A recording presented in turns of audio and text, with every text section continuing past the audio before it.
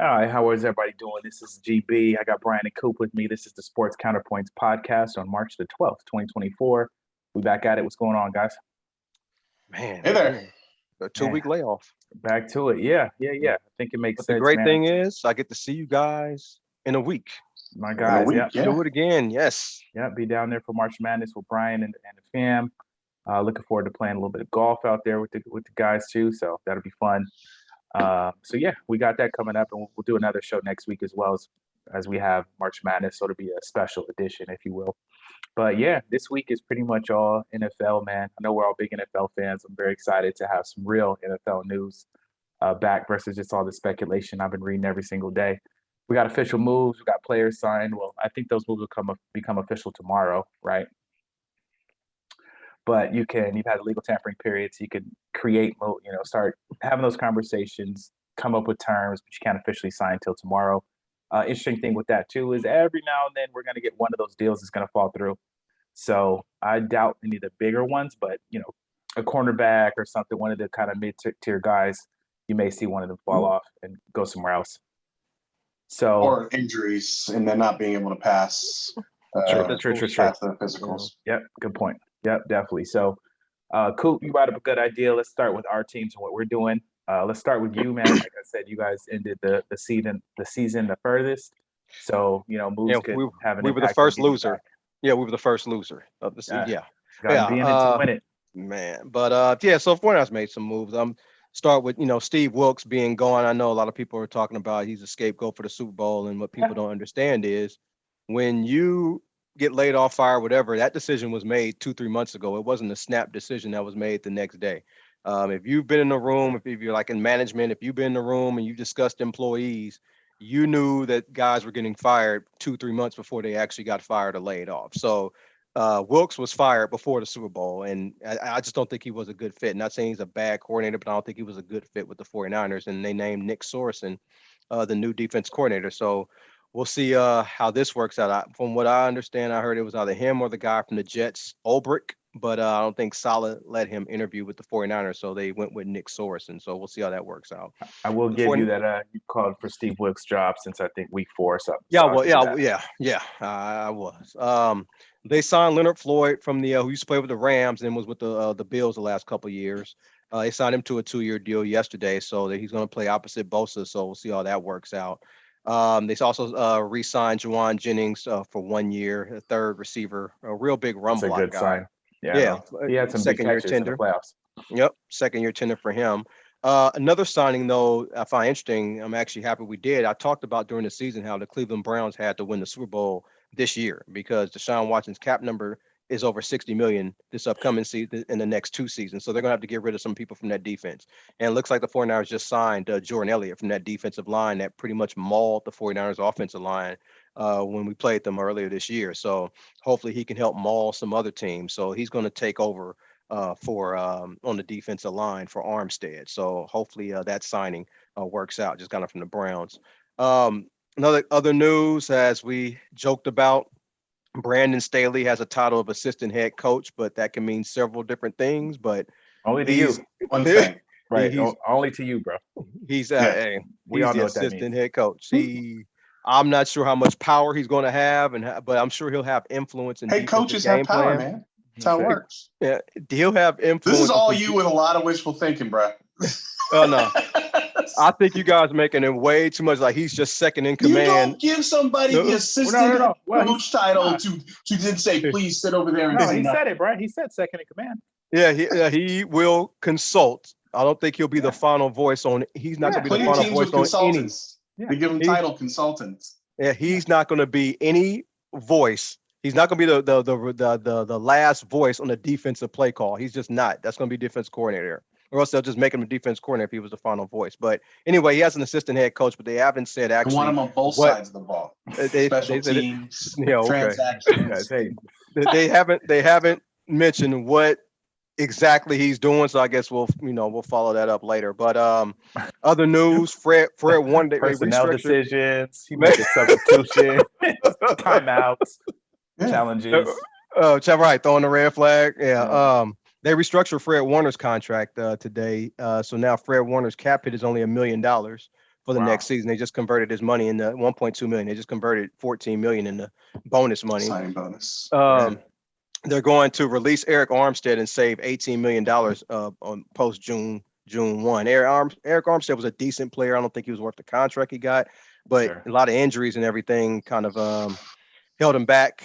Also, lastly, he signed Brandon Allen as a backup quarterback who used to back up Joe Burrow, which is, I guess it's okay. It's just a backup. I know the one main thing that people are going to start talking about is Brandon Ayuk. They're going to do that dance with Brandon Ayuk, the same thing to do with Debo. And I'm going to say the same thing I said with Debo. If Brandon Ayuk is not traded during the first round of the NFL draft, he's going to sign with the team. He might hold out or do whatever, but he's going to get his money. And it'll be stupid for the 49ers to let him go, because Kyle Shanahan got Brandon Ayuk to where he wants to be. He's not going to just let him go and then try to draft somebody else and get him to that stage. It's just not going to happen. Plus, he's the only real receiver the 49ers have. So letting Brandon Ayuk go would just be absolutely stupid, especially since he's under contract and he already has that 5th-year tender. So those are the moves the 49ers make. The one that hopefully can be impactful is the signing of the Leonard Floyd, hopefully from the Bills on defensive line, and then the signing of Jordan Elliott, the defensive lineman from the Cleveland Browns. Hopefully the line can play better than they did this past season. But other than that, I guess we'll stay tuned and see what happens. Any questions, man? We can roll into the moves that the Vikings made. Oh, no, I got one thing to say, man. Oh, okay. You're delusional about this whole Brandon Staley thing. You do not give somebody the title assistant head coach to not listen to them. They did not go and say, hey, we want to hire you into our organization so that you can sit there and be quiet and nobody talks. Oh, he can talk. That don't mean they got to listen. That don't mean they got to do what he says. He didn't come over and beg on the door. Mm-hmm. I think I know you don't like the man. I don't care for him either. But just like I get stuck with your guys' garbage at quarterback, you guys got stuck with San Diego. The Chargers, the coach, Chargers trash head coach, and you're gonna have to use him just like I might have to use that damn quarterback. Man, I'm wondering also, because Ayuk thing, Debo could be out next year anyway. Yeah, exactly. So, Debo only has a 3-year deal, and it's up next year. Yep. I would definitely keep Ayuk over Debo. Yeah. Debo was key. Right. I'm with you on that. Not like Ayuk was. And Fred Warner has no more guaranteed money on his contract after this upcoming season either. So remember when Debo wanted to be paid like a running back? Yeah. Think he still wants that? No, yeah, right. Seriously. No, I thought he wanted to be paid both salaries because he was doing both. But now you dollar cost average running back money and wide receiver money. You're broke. Right. You might want to get that wide receiver money. Yeah. Shut the hell up. Yeah. Anyways, on the Vikings side, look, obviously the big move is the lack of a negotiation or extended negotiation with Kirk Cousins. Doing some basic reading, it came up that basically as it got closer and closer to free agency, the agents, of course, not doing any illegal tampering, was hearing lots of rumors from teams like Atlanta that there was going to be real money involved. And the Vikings blew this. I mean, what I was talking about in the middle of last season when he got hurt is that if you want to sign him, you sign him now. You sign him right in the middle of the season, right after he gets hurt, while he's still crying, while he's still on the drugs after the surgery, because that's when you were going to get your best rate. And they wanted to sign him to 2 years. And, I think that they said 2 years at $30 million approximately, which is a deal that he probably would have done then. But as he started to rehab, as he started to get better, and as the people started looking at the shambles their team was in, his money got longer. And this is absolutely one of these situations where a team that can't sign free agents and Atlanta and the Atlanta Falcons is overpaying. But that's what teams who can't sign free agents do. They overpay to bring somebody there. They feel Atlanta's in a great situation because they have a lot of cap money because so many of their young talent players are all on their rookie deals, so they can throw money away for the next 3 to 4 years, which is exactly what they did. All these guys have 3 to 4 years of rookie deals, and 2 to 3 of them left, and so they're going to go and take Kirk Cousins at $45 million with, most but not all of that guaranteed, and rock with it. But it's a big loss for the Vikings because they proved almost instantaneously that there wasn't a market for a quarterback to be go get somebody to replace him because they signed Sam Darnold for $10 million. Now, the money is not a problem. $10 million for a quarterback is nothing. Yeah. So it's not in that like they overspent to get their quarterback. And the Vikings have been in all types of cap space hell. So this is not a, you wasted a bunch of money on Sam Darnold. It's hey, now what are we going to do with some really great offensive talent in Justin Jefferson, Jordan Addison, our tight end, and now, which we'll talk about next, Aaron Jones. We don't have a quarterback, and if you don't have a quarterback, you don't have a team in the NFL, and that's just the reality of it. There was some brief, although never really substantiated, chatter about them possibly trying to get Fields if he hit free agency. I don't know that would have necessarily been any better. And that's not because I don't like or think the same as Jason does about Fields. It's just that he does not fit the kind of offense that the Vikings coach and wide receivers would want to run. But anyways, so Sam Darnold it is for us. It's going to be a really, really frustrating season. I would really like it for the few times that they come to Los Angeles that they wouldn't suck. That the Vikings are playing in SoFi next season against the Rams. Oh, nice. And all of our teams are. The Raiders actually play the Rams next year down here too. Nice. But anyways, it's going to be a rough season. It's going to be and moving on to Aaron Jones. I think it's still a very good running back. Mm-hmm. I understand what Green Bay did, and I'm sure we'll talk about that in a minute. But Aaron Jones is a solid running back. He actually fits the offensive style the Vikings have historically been running. And if we had a quarterback that could space by throwing it deep on occasion, I actually think Aaron Jones would be really successful. If the passing game isn't going to create a little bit of room for him to make plays, I don't know that we're gonna see what he could really be able to do. Obviously Aaron Jones had a lot of success playing with Aaron Rodgers, and that was because he would create some space and opportunities for him to make some plays. And I don't know that we're going to see that with Sam Darnold. It's still a question as to what's going to happen with backup quarterback for the Vikings. Is it Dobbs? Is it Hall? Or is it a rookie quarterback? Because there's been a lot of talk about them trying to take Penix in the second round. Yeah, you guys are 11th pick too, so yeah, a little capital. Yeah, Penix seems like he's a second round pick, unless they just want to go for it and get their guy, which I'm all for. Yep. But there's a lot of talk of them trying to use that 11th pick and some other draft capital to try and trade up and take May. Best quarterback. I'm not excited about any Coop. of this. I have been a big supporter of Quasi. I think he's smart, and I think that the Vikings just were a salary cap nightmare when he got there, and he's trying to kind of work through it. But as a fan of the team who wants to see them win and not manage the finances necessarily as well, this is a hard off season. Other than that, what was the other big move? Was they signed a defensive player, right? Yeah, I was going to ask you about him. How you feel about him? Because they let Hunter go. Well, Danielle Hunter's going to go to the Houston Texans. I liked Hunter. Nice. He had a little bit of an injury thing kind of going on, but the Texans, Texans making some moves, trying to capitalize on the Texans should success. make some moves with what they had with C.J. Stroud going last year. Hella cap space. Danielle Hunter is a nice piece to a good team. Yeah. They take obviously some injury, injury likelihood with Danielle Hunter, but all in all, it's okay. Yeah, that's it. You ever heard of this guy before they signed him? Who was it? I'd heard of him, but not Jonathan Grenard.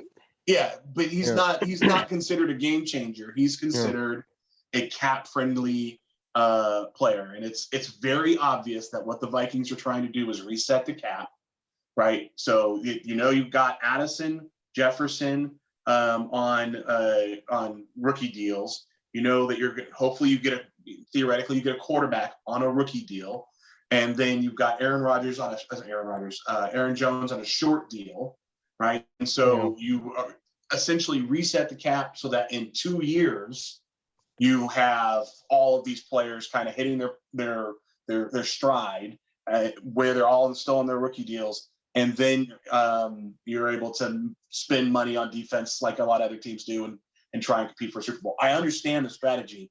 It just sucks to have to watch 2 years worth of football where nobody really thinks they're going to win. This is not the owner and the GM are probably not going to be in the owner's box a whole lot for these games because they know what the results are going to be going into. That's enough fun talking about a team that's not going to do much next year. I just noticed he played. I didn't even know this. He played for Houston, so you guys pretty much just swapped edge defenders. Yeah. Okay. But it didn't cost $48 million for 2 years. Yeah. No, solid. I think it's always curious for me on the free agency part because then you make some moves so that when you get to the draft, you can potentially get to the point where you could draft the best player, right? And not draft for need because it's tough to draft for need with, unproven guys. Kind of to your point, Coop. You have a lot of guys that you could tell, hey, we think this guy's going to hit to some capacity, right? But at that point, you want to get out of having to, if you're the Bears right now you're hoping again that your first pick is going to be a franchise quarterback. We think Caleb's going to be great, but I think there's also a lot to be said about where you go, the system you're in, the coaches around you, the players around you, et cetera. And make you better, right? So I know we talk about Mahomes and Lamar and these guys. A lot of these guys had Hall of Fame coaches in there too. Harbaugh's going to make it. Reed is going to obviously be in there. If you go to we could talk about Kenny Pickett or whatever. You're still playing for Mike Tomlin, for a very, very, very classy coaching staff that knows what they're doing, right? Well, Pickett's done because they got Russell Wilson, but Russ on a 1-year deal. I'm not saying you're wrong, but I'm just saying situation is important. That's all I'm saying. And Kenny Pickett going there versus going to us 2 years ago, a little bit different, right? I mean, we talked about that when Lamar got drafted. He should be happy he went to the Ravens, right? Than a lot of the teams above him. You know what I mean? He should absolutely, be happy. Bro. He could have just been running around and gotten jacked up. Yeah, a lot of players we've seen, right? That you think what would their career have been like if they ended up in a situation like Mahomes, et cetera. Right. All that to say, it's interesting on my side. We have the 13th pick. There's a lot of talk about quarterbacks, right? AP coached at Arizona State where Jaden Daniels was, where Spencer Rattler was.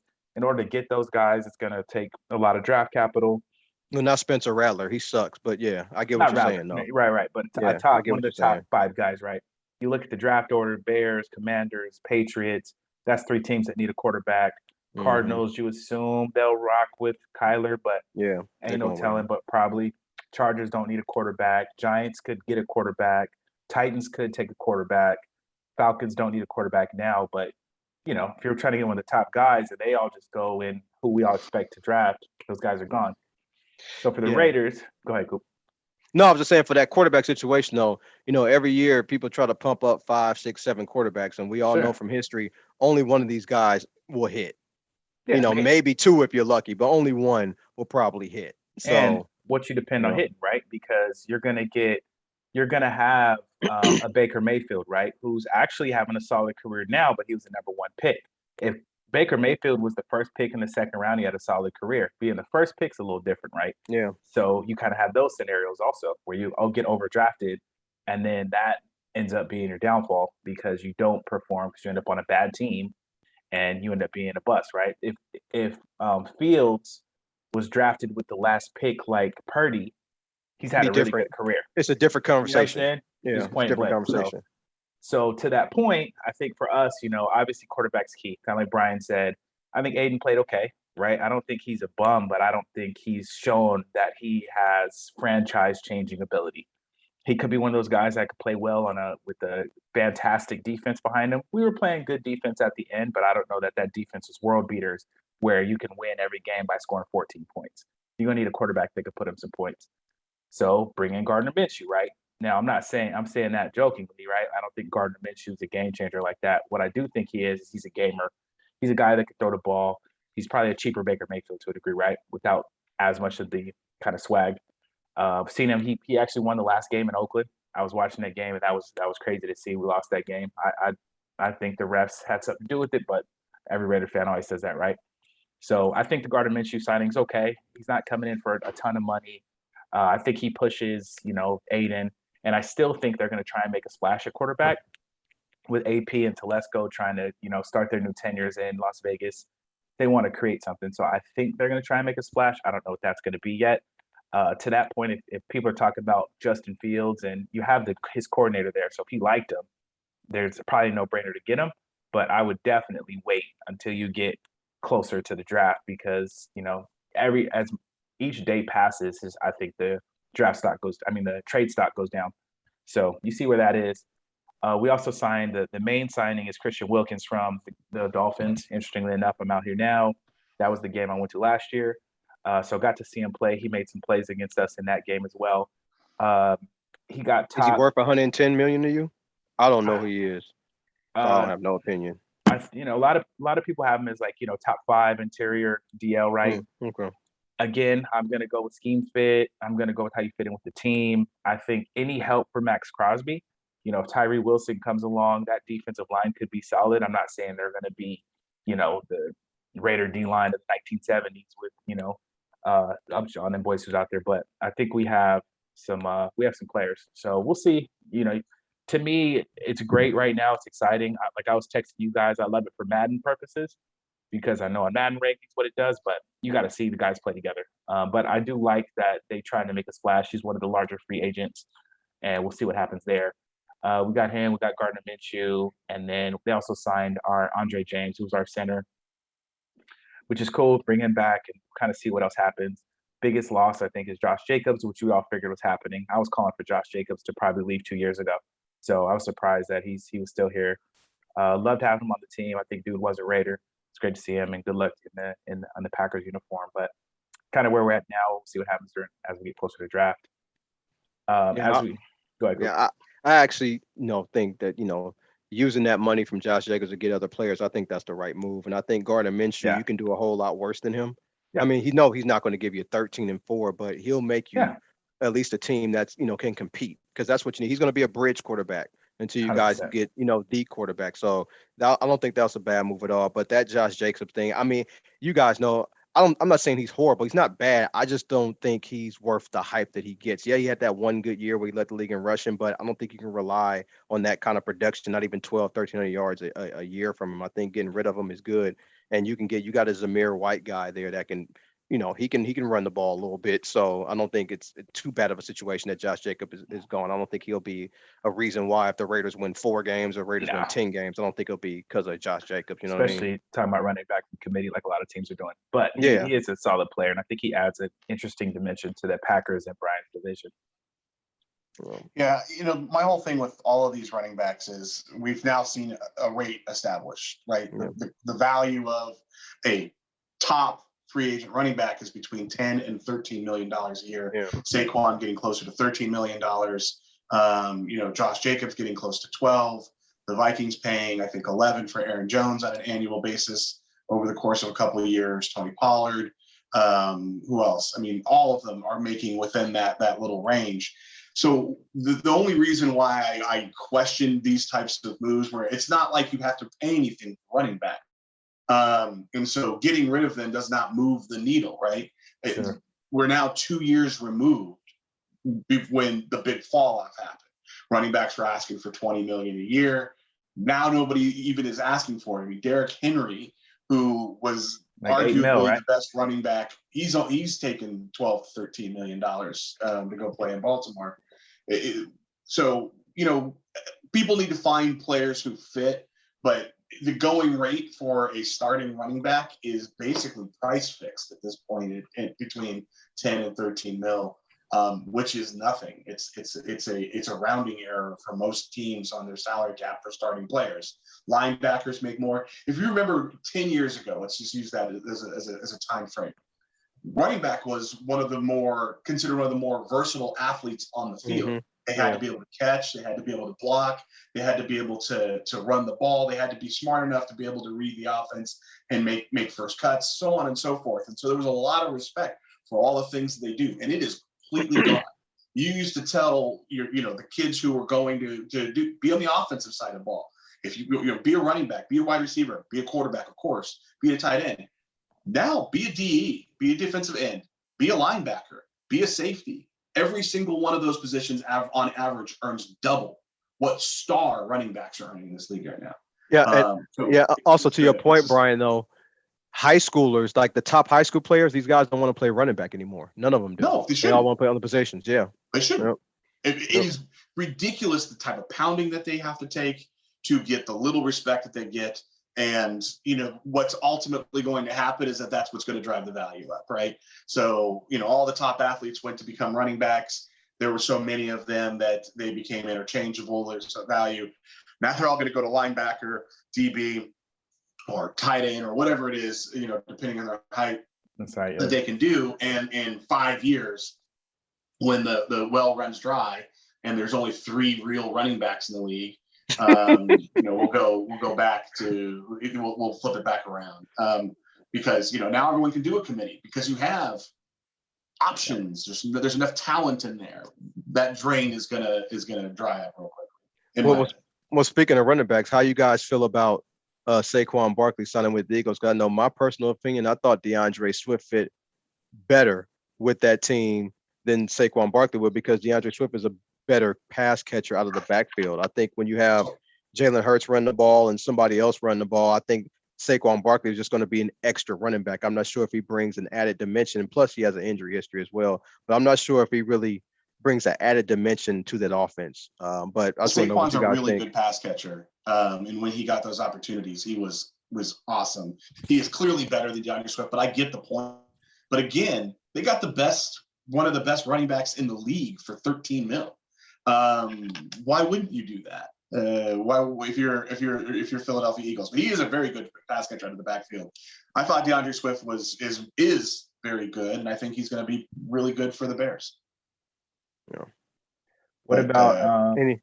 Well, we What got to about talk about King Henry. I mean, yes, that was a foregone conclusion all last season. I think we were talking about, like what would happen if someone like Derrick Henry, somebody who could actually, the Baltimore Ravens have had one of the best running games in the league consistently year after year, with running backs who couldn't stand upright for very long. Now, Derrick Henry has his own injury history, but it is dangerous to think about what the option could look like when the option is get ran over or ran around. Right? Do you add safeties to spy, or are linebackers to spy, or do you add ends because they're big enough to be able to hold down Derrick Henry? If you're running a 3-4 or a 4, if you're trying to choose between a 3-4 or a 4-3, that team has theoretically on paper the tools to dominate in either of those two situations. It'll be really interesting to see. Yeah. I don't know where it all ends up. I'm not going to make any predictions, but I will certainly watch more Baltimore games than I did previously, and I watched most of them anyway. I like watching Ravens. But Jason, what about you? What do you think about all that? Yeah, this move didn't surprise me because they were talking about mid-season how they wanted to get Spears more touches. Spears is the backup to Derrick Henry, but they can't. Derrick Henry's on the team, of course, so they couldn't really get him touches. Now they can this upcoming season. I'm with you. Yes, I'm going to watch. Do I think it's going to affect do I think maybe they beat Kansas City or go to the Super Bowl or win the Super Bowl because of Derrick Henry? Yeah. No, I don't think that. But I'm definitely going to watch. But I think there are other moves that Baltimore made that are more impactful, in my opinion. That's the defense coordinator leaving and going to coach the Seattle Seahawks. I think Gus Edwards fit in really, really well with he learned how to play with Lamar Jackson really, really well, and now he's with the Chargers. Yeah, and then the injuries messed him up. Yeah, and then the linebacker Patrick Queen, he just signed with the Steelers. But I don't think Derrick Henry is more impactful than those signings, but it's going to be fun to watch. And like you said, Brian, how do they run? They run that option. Do you get ran past or do you get ran over? That's what I'm wanting to see. I mean, I'm looking forward to it, to be perfectly honest. There's going to be one of those times where that's literally going to happen. It's just going to look like Tecmo Bowl. Yep. You're going to see the Lamar run, and he's going to take the inside or the outside lane, and the other one's going to take the other. And you're going to see what do you do? A little lateral over to Derrick Henry, and he's going to pancake somebody and just keep on going. Yeah. And then the next drive, it'll be fakes it and then scoots down for a big run. And I mean, in theory, right? So Glenn always jokes about like what it looks like in Madden. It looks unbeatable in Madden. It could be bad. Oh, It could be straight up. bad. That looks like this is like a Bo got- Jackson and Tecmo Bowl Bro, and type that, moment. Yeah. that play action with Mark Andrews running out, and then you got Flowers, like Yeah, I you mean, got- yeah, There's I mean, plenty of options. yeah, you got We- Lamar's speed that you're already preparing for, and then you got Derrick Henry's power that you got to prepare for as well in the same backfield. I mean, that's going to be a lot. You got Andrews in the flat, and you've got what's his name going deep, their speedy wide receiver. Oh yeah, I think it's Flowers or something. Zay Flowers. Zay Yeah, Flowers. yeah. And I mean, yeah, the offensive weapons are there. Now, here's the thing: I don't think it changes their record. They were 12-4, right? Or sorry, not 12-4, 12 and 5, I think. 12-5. Yeah, they were close. Yeah. Okay, but the point is that they're right there. AFC Championship. Yeah. They're not going to go undefeated, and so it may make a difference. This might make a difference of a game. None of that is important. Their record in the regular season has nothing to do with it. We all know they're going to make the playoffs. Yeah, they're likely going to compete for the division, and maybe get best record and have some home games in the conference. But it all matters when they get to that one game against the Bills and or KC, and whether or not that's they've done enough to do that. Yeah. And whether or not the defense can stop Mahomes or Allen, and the offense is going to be exciting, but I don't know that it's going to be the difference between winning or losing that game. That's going to be on the other side of the ball. Definitely going to be interesting. Sure. Definitely going to be interesting. And then moving on. I'm here for the show. Yeah, right. And what you guys feel about that Kirk Cousins? I didn't know. I thought he got 4 years, 100 million. Brian told me before we started this podcast it was 180. I looked up to look at the breakdown of his contract. But Brian, Glenn, what y'all think about Kirk Cousins? I know I got my view, but go ahead. So what's crazy? I was having a conversation with somebody who was in Atlanta. I was talking to somebody in Atlanta, and I was like, well, the football front. It sounds like maybe you guys are going to end up with Kirk. And within 10 minutes of ending that conversation, I looked at my phone. I wasn't paying attention then. I had 100 text messages because the announcement had come out that he was going over there for the 100 million. Now, 180 million. So here's the thing. As I mentioned earlier, it was classic overpaying by a team that can't sign free agents. But I do not fault them. I think it was the right thing for them to do. I think it's going to work out quite well. Not because Kirk Cousins is going to have to come back from injury and all that other kind of stuff. But he's a guy that you want with young players. They gravitate to him. He knows how to do all of those things. $45 million for him is too much. 30 million was probably the right point, but it's not crazy to pay quarterbacks that kind of money anymore. It's a really big number, but the reality of it is that that's the going rate, right? It just seems big in comparison when you look at star running backs getting 8 million and 10 million, 11 million to see top of the middle tier quarterbacks getting 45 million. So that there's a shock factor, but that's about the right price for his skill set and for a starting quarterback. When you're overpaying, he's not a bridge. No, I agree. He's not a bridge. He's going to start, and you need a guy. You put all those draft picks to get all those skill players, all young skill players. You need to me, a proven guy who can distribute the ball. Who better than Kirk Chains, right? And, I have been lukewarm on Kirk Cousins his entire 6 years on the Vikings because I felt like he was good enough to get stats, look good, and get them close. And if you're Atlanta, that's all you want. I don't think that team has any illusions about being Super Bowl contenders over the course of the next 4 years when they have Kirk Cousins. What you just said in Atlanta wins you the division. It don't win you the division in your division. Yeah, exactly. Yeah. They will absolutely win the division. They will absolutely go to the playoffs. They will likely get smoked by some team, but they will have plenty of fans in the seats. Yeah. There will be hype. And I bet you Kyle Pitts is going to get another year. So we were talking about fantasy. Like every year, everyone thinks that this is going to be the year Kyle Pitts finally. Guess what? Kirk Cousins is a master of using the tight end in the offensive game and making opportunities. Kyle Pitts is absolutely a great sleeper tight end to take next year. Yeah, this was a good move for Atlanta, and the reason why is because they can properly assess these draft picks that they got on Right. offense. They can properly Yeah. assess them with Kirk Cousins at quarterback because right now they weren't interesting to watch. Now they're interesting. Now Atlanta is a team I will actually watch now. Yeah. So it was a good signing. The money, 50 guaranteed first year, 40 guaranteed second year, and the third year it's only 10 guaranteed. So essentially this is a 2-year deal because there's only 10 million guaranteed money in the third year, and after that there's no guarantee. So 2-year deal for the Falcons. Good move, but the main thing it signaled to me, and I think I told you guys in text messages, when you sign a quarterback for $180 million, you are all in on that guy from day one. This thing has been negotiated for some weeks now. Justin Fields was never an option for this team. When you give somebody $180 million, you've been talking about that for a while. So Kirk Cousins was plan A, plan B, and plan C. They got their guy. Good for Kirk Cousins coming up on another contract. This guy just gets deals after deals after deals. It's not fully guaranteed, but it's guaranteed enough. So I mean, but $90 million for the first 2 years. So good move for the Falcons, and we'll see if it propels them to the playoffs next year. Because like you guys said, that's all they want. That's all they need. Playoffs. Just compete. I think That's they all. get you there. Definitely viable. Yeah, no, definitely. I think and Kirk has performed right enough. Like everything Brian said, every game we've talked about, they might not win, but Brian always says, I guarantee he had 300 yards and 2 touchdowns and probably a pick, and he did.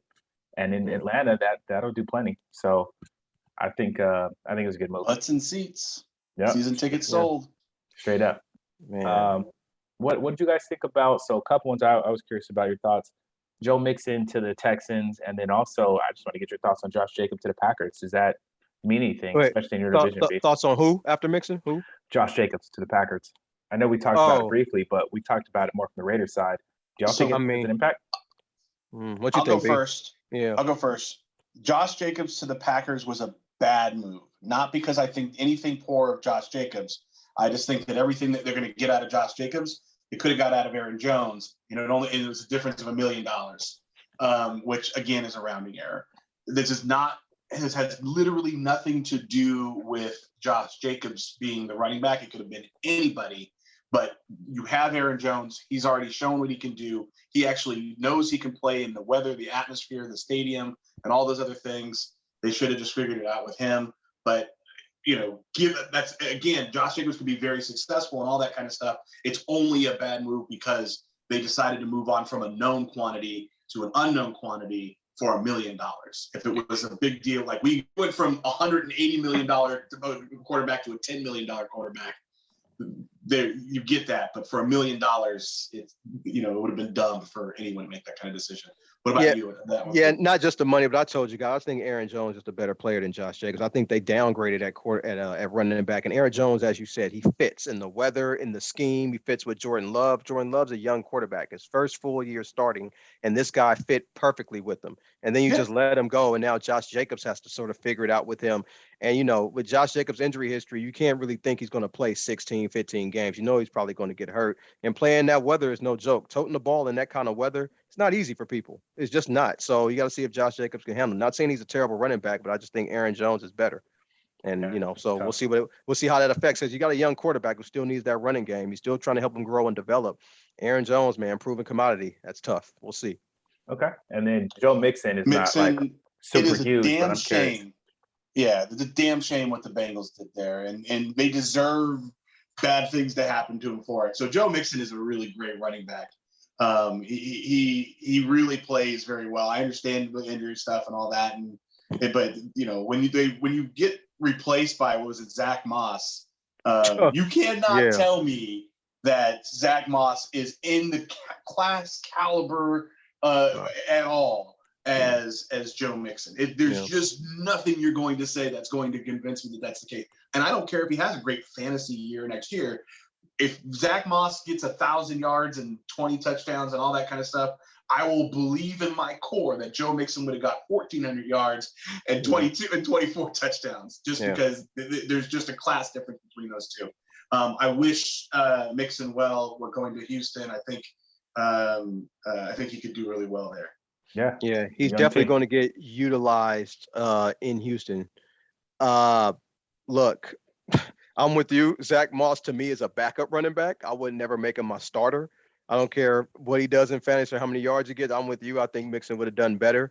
I don't think they were. It seems like to me they were kind of phasing Mixon out last season. I don't know why, but I mean, look, if I'm Mixon, I wouldn't be too mad. I think you're in a good situation with Houston. You were the up and coming team. You were a good coach who knows the value of the Yeah. running back, and we'll see what happens with Mixon. I think Mixon is definite viable fantasy option next year in fantasy football for the Houston Texans. So we'll see. And speaking of the Texans, they got Daniil Hunter. They signed some guys. I don't know how good it's going to make them. Jeff Okuda is a bum, but other than that, they just signed some guys, and we'll see if Houston can build on last year's success. But Joe Mixon will definitely help. I'm with you on that, Brian. Any thoughts, Glenn? I'm just curious, man. I like Joe Mixon. I liked what he did in the Bengals. He's from the Bay too. I saw us bring that up, but I think Duke could play. He played very well for that Bengals team for a long time. Yeah. I think he even took like a team-friendly deal last year, trying to make it work. But we're gonna see, man. It's always fit, right? You got to get on the field. Everything. Well, it's also right money. Now. It's also money too, because T. Higgins said sign for 22. I think Joe Burrow got an extension that kicks in, so they were saying they were gonna have to cut him most likely for money anyway. So, we'll see. But Cleveland Browns got Jameis Winston, right? I saw that. Yeah. Yeah. On a 1-year deal, which I mean, they resurrected Joe Flacco, and if you want somebody that could chuck the ball, you got some receivers out there, and they just got Jerry Jeudy. So, but I bet they'd make a move for quarterback also. Well, you have the Cleveland Browns. They can't. They got Deshaun Watson. I was say, you have Deshaun Watson, so you're hoping that moves are done. Yeah, you're hoping he does what he needs to do. Now I want you guys' opinion. Go ahead, Brian. I'm sorry. Well, trades will have to happen now, right? So free agents, these moves happen right now, right at the beginning of free agency. And then the trades always happen right before the draft. And so, that's just kind of how these things kind of work themselves out. Yeah. So next we're going to get the trades, and you're going to see, I don't know what Cleveland's going to do, but this is it's a whole different ball game. No people really trade right now. They wait until as close to the draft as possible to try and work up the price for the desperate teams that are trying to move up, like maybe the Vikings or teams that are trying to take Caleb or whatever it is. They get more and more desperate coming as it gets closer to the draft, and they offer more. So we're going to see a lot of trades. In 3 weeks? I think we're about a month away from the draft. Yep. So in about 3 weeks, it'll be the same thing. And this is the genius of the NFL and how they plan things. Because right now we get all of this action. We're all going to talk about it and speculate and all this other stuff. And then you're going to get another week of that right before they start making trades to move around in the draft. And we're going to start speculating on who the people are going to take and what the guy's going to do. And then you get, after they've drafted, you get all the stuff. And then almost immediately after all that happens, training camp starts. NFL is like at genius level when it comes to spacing out the events throughout the offseason. Yeah, making that draft 3 days instead of one. Yeah. I got one more question for you guys. Besides the Carolina Panthers spending $153 million on guards, offensive guards, I thought that was a typo, but it's actually true. You're going to have to protect that boy. Man, $153 million on a guard. But what do you guys feel about Russell Wilson landing with the Pittsburgh Steelers? Because I like it. Perfect Pittsburgh place. made some moves. Yeah, they made some moves. It's a perfect place. I mean, he needed to go right. He's already got $38 million in the bank. He's going to get. So this is kind of one of those things where when you get cut when you got guaranteed money like they do in the NBA, it's really the only comparison because they don't really have this in the NFL where you have that much guaranteed money. You pick a team where you want to play there because you give them the discount. It happens all the time in the NBA. Yeah. So for $1.2 million, he gets to go play with a player's coach who will absolutely respect the fact that he's a veteran. Now, Tomlin will not let him get an offense and play all that crap, but I think Wilson's learned that lesson. And I think that's a good whatever you want to call partnership for the 1 year that they try it out. And I'm sure if it works out, they'll probably do something a little bit more. And again, statistically, Wilson did not have a bad year when he got benched. Statistically, his numbers were almost exactly the same as Patrick Mahomes when he got benched. Now, Mahomes was having a better season, but I think there's a lot of factors on that. And I have gotten a little, as you guys saw in the group text, I've gotten a little bored of everyone saying Wilson, Wilson, Wilson, and nobody saying Peyton, Peyton, Peyton.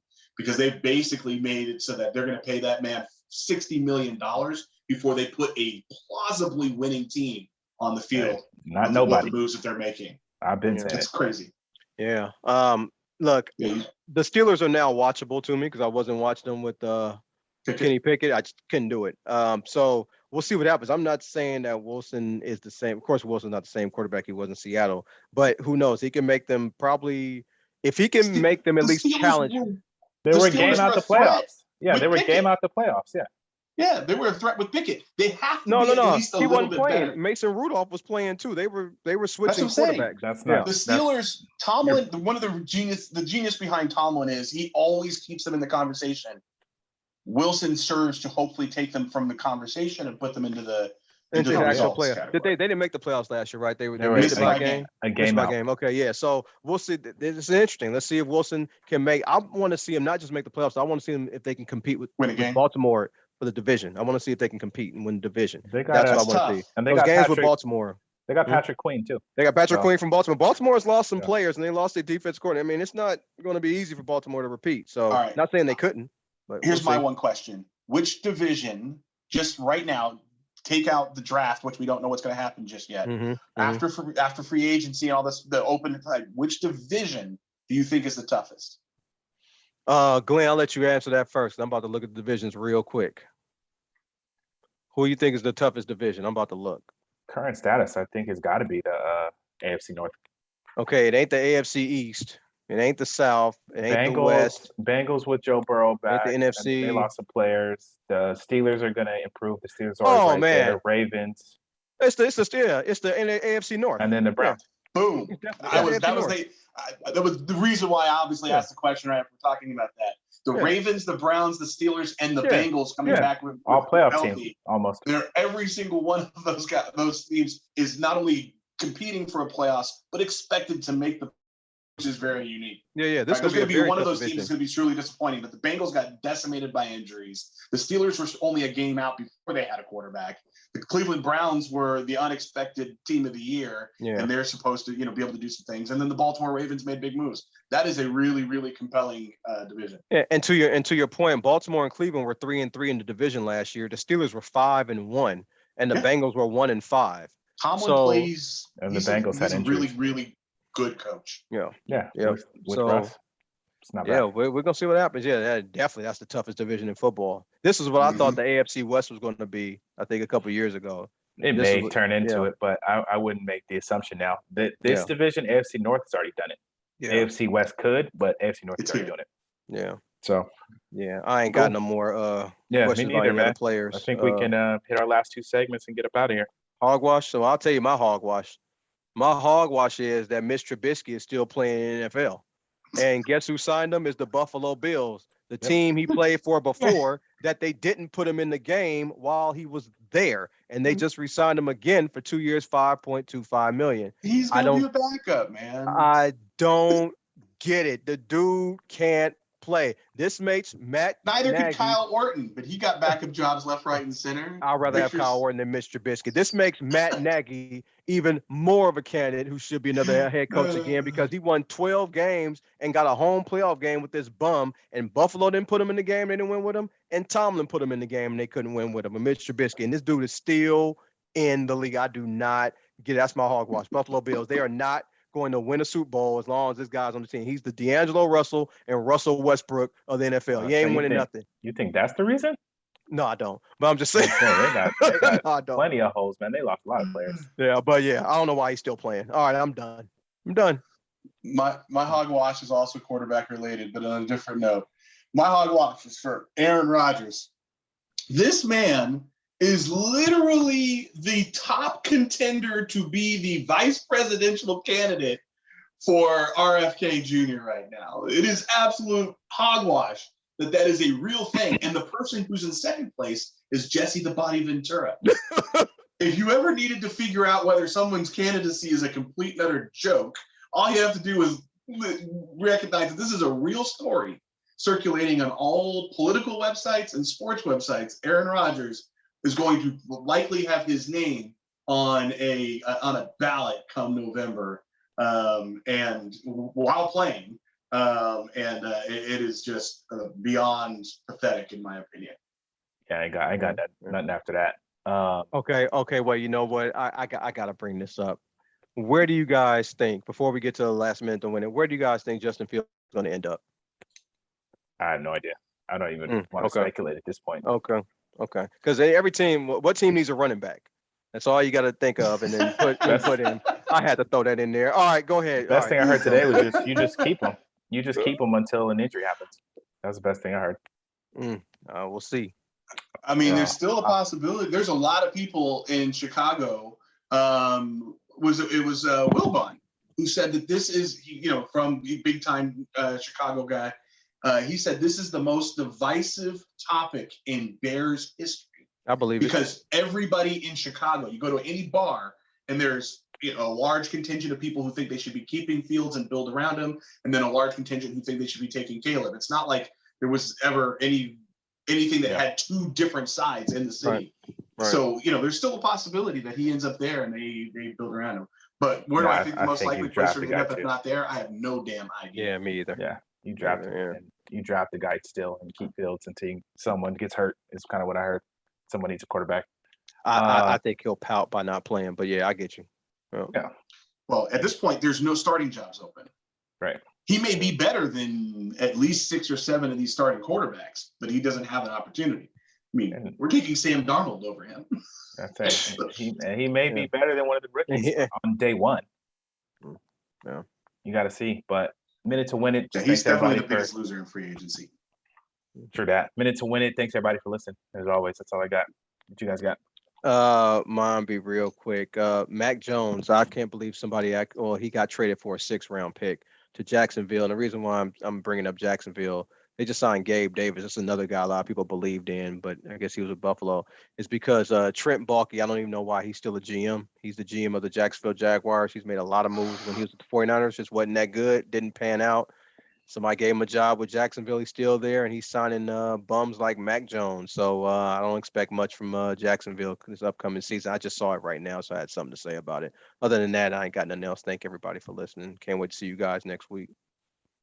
Beat. Yeah, I was thinking about this over the weekend. I was actually talking about it with a bunch of different people, but I think we've actually seen something interesting that I don't think any of us would have expected, and that is women's sports has just eclipsed in value and in entertainment men's sports in one area, and that is college basketball. If I ask you to name the top 3 players in either both men's basketball and women's basketball, you may not be able to get 3 in women's, but you'll get 2. You'll get Angel Reese, you'll get Caitlin Clark. Oh, and Juju. Yeah. And I can't tell you who the 3 top prospects are from an NBA perspective in college basketball. I can't tell you who next week I really want to watch and pay attention to see if they're really the best player versus against top competition. But I can tell you I want to watch every opportunity to watch some of these women's basketball. Their games are more interesting. There's more fight in them. For those of you who saw the LSU South Carolina game, right after the South Carolina last-minute win, where their center, Dawn Staley, brought the girl's family from Africa to watch the game. It was the first time they've ever seen her live. And she's a center, and she hit the bank shot 3-pointer to win the semifinal to send them into the finals. The storylines are better. The games are better and more entertaining. The talent is stronger and more pronounced. And it is just an odd moment, or maybe an ultimate moment, where women's sport in college has eclipsed in entertainment value the men's sport. Now, March Madness is going to be great because no team can hold on to any spot for anyone, and so the number 16 team could beat the number 1 team, and 8 and 9, all this other stuff is going to happen. But right now, the best quality entertainment is women's college basketball over men's college basketball. Yeah, I don't disagree with that, because I've said men's college basketball is unwatchable for years, and women's college basketball is actually watchable. And you're right. I can name 2 people playing women's basketball. I can name Coach Dawn Staley. I've always liked her. I can't name no player in men's college basketball. Not one. I don't know who the top player is, who's supposed to be number 3 coming out, number 1, 2. I do not know, and don't care. Yeah, seriously. Word. No one Well don't said. care. Well Yeah. said, man. As always, guys, a pleasure. That's our show, Sports Counterpoints for March 12th, 2024. And we'll catch y'all next time. Kyle.